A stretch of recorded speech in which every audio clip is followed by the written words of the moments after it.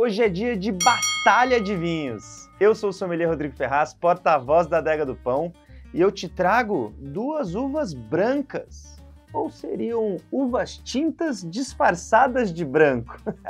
Vem comigo que hoje tá bom demais.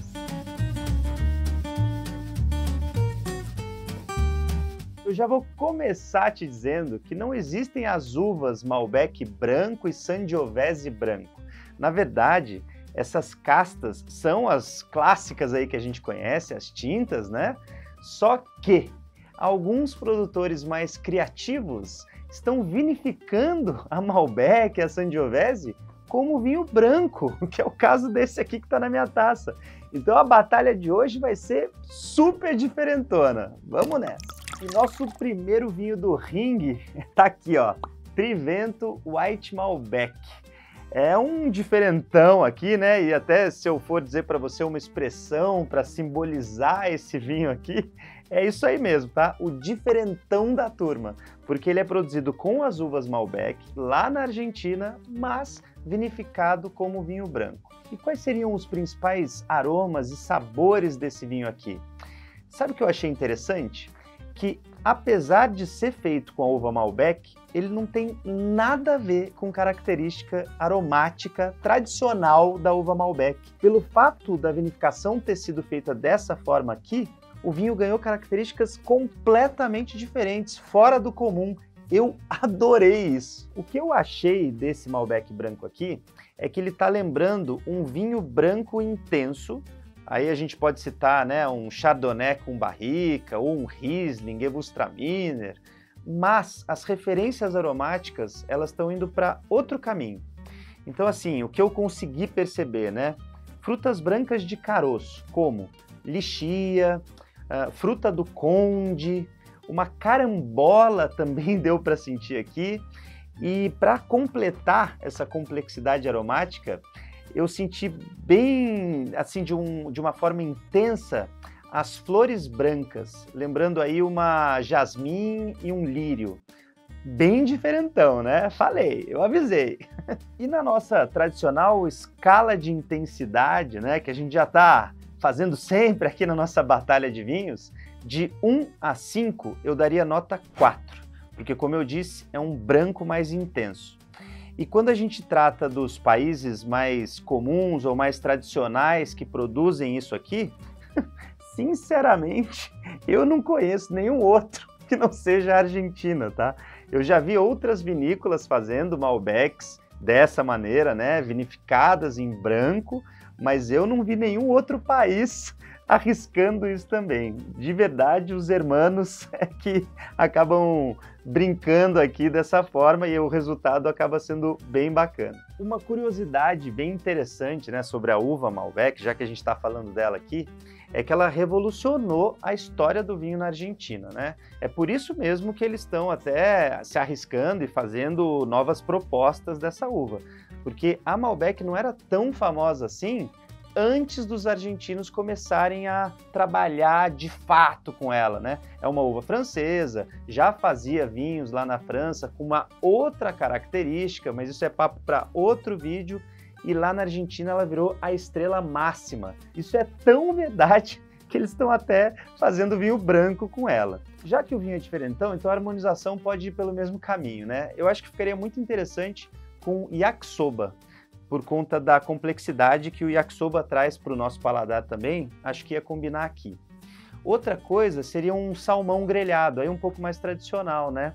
Mas ficaria muito bom também.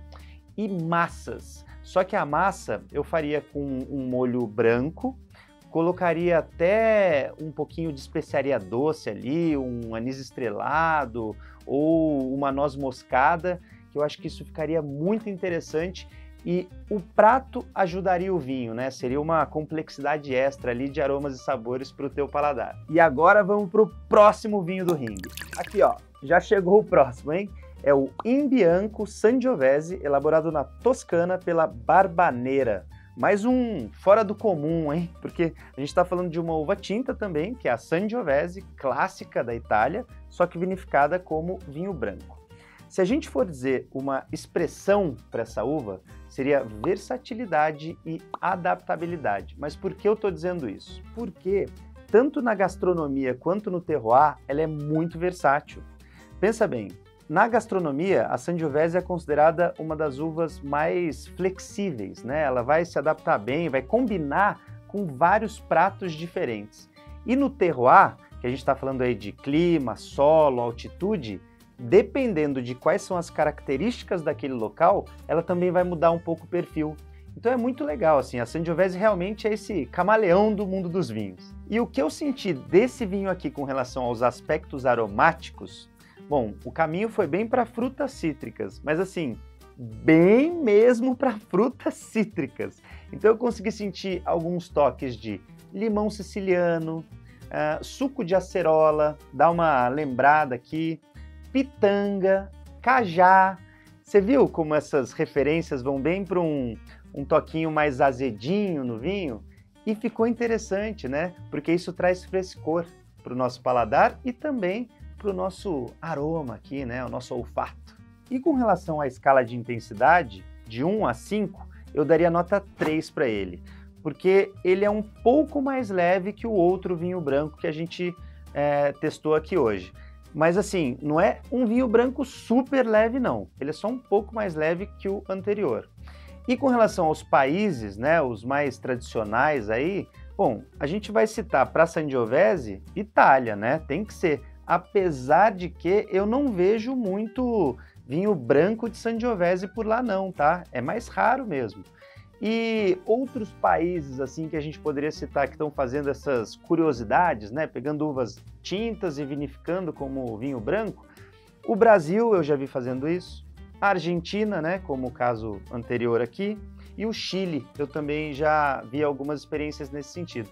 Mas se você tem outras experiências para contar pra gente, né, de uvas tintas sendo vinificadas como vinho branco, conta aqui nos comentários que eu vou gostar de saber. E agora a parte mais gostosa do episódio, harmonizações, né? Bom, eu combinaria ali com as frutas cítricas, né? Porque se esse vinho aqui tem notas aromáticas de frutas cítricas, vamos buscar isso também na comida. Harmonização por semelhança. Então vamos pensar aqui, ó, uma massa com mussarela de búfala, só que com um toquezinho de lemon pepper. Ó, vai ficar demais. Um filé de St. Peter com uma crosta ali mais crocante, né, de castanhas, mas você pode dar um toquezinho de limão também, vai ficar muito bom. Ou, se você está num dia mais gordinho, vamos pensar numa panceta, sabe? Deixar ela pururuca ali, espremer um limão em cima, vai ficar um espetáculo com esse vinho aqui, de verdade. Eu fiquei com vontade de fazer isso agora, pra você ter ideia. E lembrando, hein, esses dois vinhos que eu indiquei hoje estão disponíveis na Adega do Pão, tanto nas lojas como no site e também no app. Então aproveita lá e se você tem o cartão Pão de Açúcar, você ainda tem 20% de desconto. Então é só aproveitar e se você curtiu essas dicas fora da caixinha de hoje, já deixa seu like no vídeo, compartilha com a galera e se quiser, se inscreve aqui no canal que você vai ser muito bem-vindo e a gente tem sempre conteúdos novos para você. Beleza? Cheers! A gente se vê! Pão de Açúcar.